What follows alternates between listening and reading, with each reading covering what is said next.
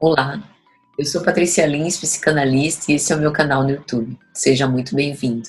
Nós estamos no quadro Vocabulário Psicanalítico Freudiano e hoje nós vamos falar um pouco sobre as diferenças entre luto e melancolia, segundo Freud, no seu texto de 1917. Vamos conferir? O processo de luto se caracteriza, sobretudo, pelo sentimento de tristeza devido à perda do objeto de amor. Portanto, o luto pressupõe o trabalho psíquico do sujeito frente à necessidade de elaboração das perdas afetivas, enquanto a melancolia se configura numa sádica autodepreciação subjetiva, uma culpa sem nome e sem fim, em virtude do esvaziamento sofrido no eu por causa da perda afetiva, com grave impacto de sofrimento psíquico sobre o sujeito.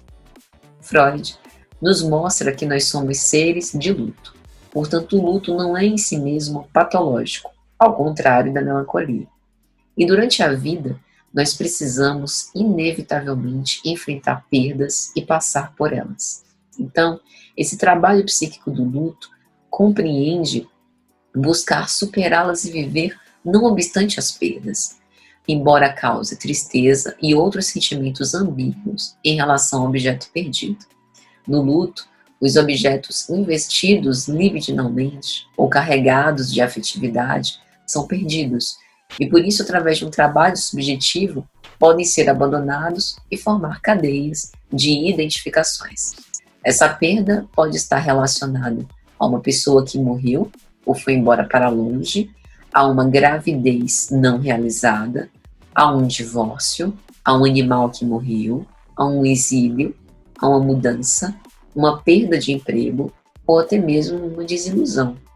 No luto, se sabe o que perdeu e mesmo com sacrifício, insiste-se na capacidade de ressignificar a perda para mais tarde escolher um novo objeto de amor. Isso oportuniza a reorganização libidinal, ou seja, a ação de retirar o investimento libidinal de certos objetos e mobilizá-lo para outros objetos. Já na melancolia, o sujeito efetivamente se larga, a ponto de entrar num modo tão delirante de autorrecriminação que tudo se torna culpa dele, podendo construir formulações absolutamente fantasiosas para justificar a sua culpa.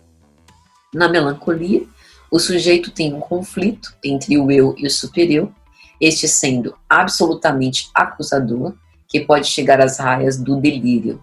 A partir de uma perda do objeto, o sujeito se identifica de tal modo com ele, tornando-se encolerizado, muito raivoso, acusando o objeto que foi introjetado, que passou a existir dentro de si mesmo.